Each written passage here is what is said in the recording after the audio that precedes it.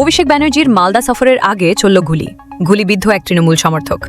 ঘটনায় আহত গুলিবিদ্ধ তৃণমূল সমর্থক পরিবারের আরও দুজন। অভিযোগ উঠেছে সংশ্লিষ্ট এলাকার এক তৃণমূল নেতা এবং তার ছেলের বিরুদ্ধে। গত বছর 2 জানুয়ারি ঠিক এই সময় তৃণমূল নেতা বাবলা সরকারকে প্রকাশ্যে গুলি করে খুনের পরেই আবার নতুন বছরের শুরুতেই এই গুলিকাণ্ড। ঘটনা মালদার কালিয়াচক থানার কাশিমনগর নিচুপাড়ার। গুলিবিদ্ধ তৃণমূল সমর্থক জামাল উদ্দিন শেখ। তিনি পেশায় জল ব্যবসায়ী। বন্দুকের বাট দিয়ে মারা হয় তার ছেলে শামীম শেখ এবং ভাইপো সাদ্দাম শেখকে।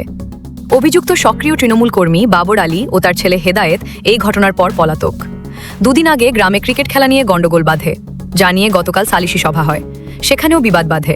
এরপর আজ সকালে জামাল উদ্দিন শেখকে জল নেওয়ার নাম করে বাড়িতে ডাকে বাবর আলী। এরপর বাড়িতে ঢুকিয়ে অভিযুক্তরা জামাল উদ্দিন শেখকে গুলি মারে।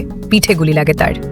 খবর পেয়ে তার ছেলে শামীম শেখ এবং তার ভাতিজা সাদ্দাম শেখ গেলে তাদেরকে বন্দুকে বাত দিয়ে মারধর করা হয় বলে অভিযোগ। গুলিবিদ্ধ এবং আক্রান্তরা এই মুহূর্তে মালদা মেডিকেল কলেজ হাসপাতালে চিকিৎসাধীন। পুরো ঘটনা তদন্ত শুরু করেছে কালিয়াচক থানার পুলিশ।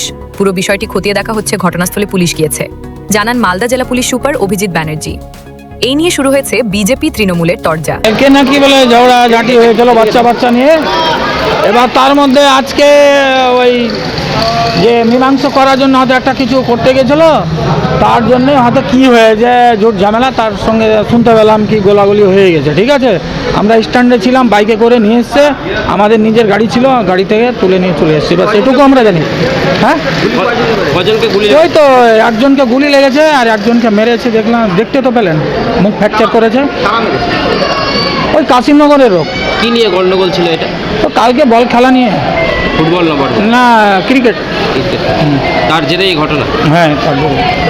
কি চাইছেন আপনারা? বারবার এই ধরনের গুলি চলছে। ও যাদের পরিবার আছে তারা কি শাস্তি চাইবে, ওরা চাইবে, আমরা কি করবো। ঠিক আছে, মামা তাতিউর রহমান।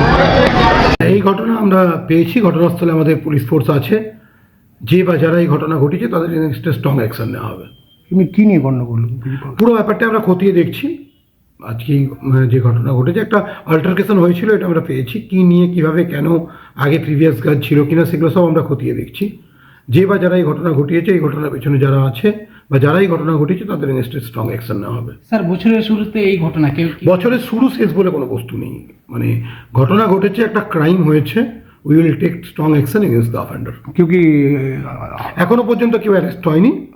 আমরা রেড কন্ডাক্ট করছি, আমরা কিছু ইনফরমেশন পেয়েছি এই ব্যাপারে, কারা অফেন্ডার আছে, উই আর টেকিং অ্যাকশন। আর্মসটা কি রিকভারি হয়েছে?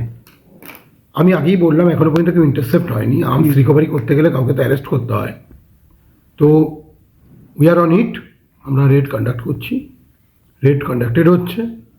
যারা যারা এই ঘটনা ঘটিয়েছে বা যারা এই ঘটনার পিছনে আছে, will take strong action against them.